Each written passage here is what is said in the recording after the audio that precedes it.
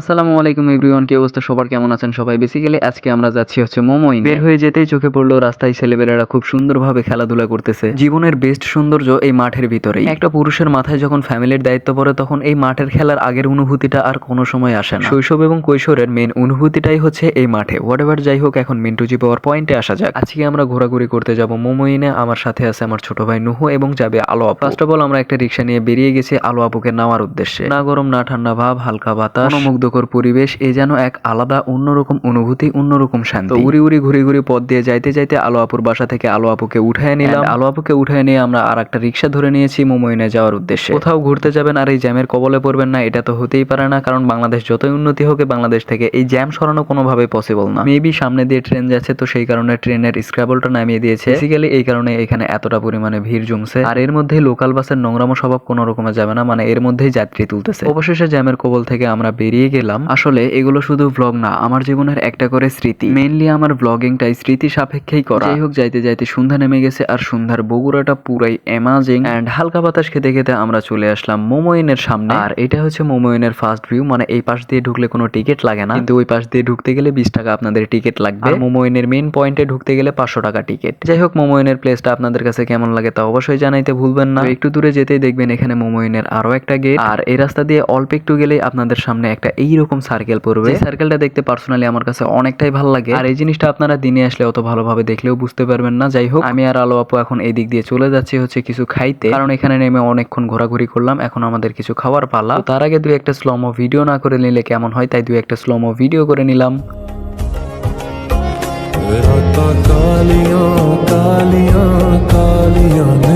তো একটু ভিতরে ঢুকতে আমার সামনে ফার্স্ট অফ অল পড়ে গেল লোভনীয় বেল। এগুলোই আমি একটু চেক করে দেখছিলাম যে আসলে খাওয়ার উপযুক্ত কিনা। আমার দেখা দেখে আলো আপু এসে দেখতেছিল যে এগুলো আসলে কেমন হবে খেতে। এন্ড আমাদের দেখা শেষে এখন আমি দোকানদার মামার কাছ থেকে শুনবো এখানে আসলে কি কি পাওয়া যায়। ন্যাচারাল জুস বার, টিএমএসএস বিনোদন পার্ক, বগুড়া সদর বগুড়া। এখানে লেবুর পিনিক পাওয়া যায়, খুব আকর্ষণীয় আনারস মাখা, জাম্বুরা মাখা, কদবেল মাখা, আমড়া মাখা, পেয়ারা মাখা, লেবুর শরবত, লেবুর পিনিক, ঝালমুড়ি মাখা, ছোলা বুট মাখা সহ বিভিন্ন পান, বিড়ি, সিগারেট এবং বিভিন্ন রকমের কমল ঠান্ডা পানীয় পাওয়া যায়। আচ্ছা, আমরা বিভিন্ন ভিডিওতে দেখছি যে মোবন পার্কের ভিতরে হচ্ছে আসলে আপনারা সব প্রোডাক্টের বা সব জিনিসের দাম বেশি রাখেন, এই কথা কি সত্য?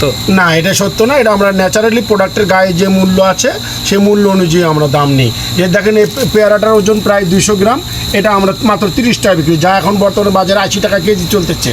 এটা কেনা পড়ছে আমার 23 টাকা। এখন আমি ঝাল লবণ তেল দিয়ে মাখবো, তাহলে সেখানে অবশ্যই 5-7 টাকা বেশি এটা নেবো। এটা দেখেন, এটা তো লুকে রাখার কোনো কিছু না। দেখেন পেয়ারাটা কত বড়। তো এখানে এই যে আমরা এখন 80 টাকা 100 টাকা কেজি। তো মামার কাছ থেকে শোনার পরে আমরা ফার্স্ট অফ অল লেবুর পিনিক অর্ডার দেই। যে পিনিকটা দেখেই আমার জিভে পানি চলে আসছিল। এখন খেয়ে দেখা যাক যে আসলে এটা কেমন। মোটামুটি ইন্টারেস্টিং। এখন আমাদের অন্য কিছু টেস্ট করা যায়। এখানকার মুড়ি মাখাটাও মাশাআল্লাহ। তো ভাবলাম যে বেল আবার টেস্ট করাতে বাকি রাখবো কেন, তো বেলও একটু খেয়ে দেখলাম। সবকিছুই মানসম্পন্ন এবং মার্জিত ছিল। মোমোইন থেকে বের হয়ে আমরা চলে আসলাম মামা হোটেল অ্যান্ড রেস্টুরেন্টে রাতের ডিনার করার জন্য। এখানেও মোটামুটি খাবার পাওয়া যায়, তো আমরা ঢুকে গেলাম রেস্টুরেন্টে। এখান থেকে হাত ধুয়ে আমরা চলে গেলাম টেবিলে। রাতের ডিনারের জন্য অর্ডার দিলাম খিচুড়ি আর মাংস। সেখান থেকে রাতের ডিনার করে বেরিয়ে গেলাম বাসায় যাওয়ার উদ্দেশ্যে। এই ছিল আজকের ঘোরাফেরা এবং খাওয়া দাওয়ার একটি ভ্লগ। ভ্লগটি আপনাদের কাছে কেমন লাগছে তা অবশ্যই কমেন্ট করে জানাইতে ভুলবেন না। আজকের ভ্লগটি এত পর্যন্তই। সবাই ভালো থাকবেন, সুস্থ থাকবেন। আল্লাহ হাফেজ। দেখা হচ্ছে নেক্সট কোনো ভ্লগে। ধন্যবাদ সবাইকে। টেল দেন, বাই বাই।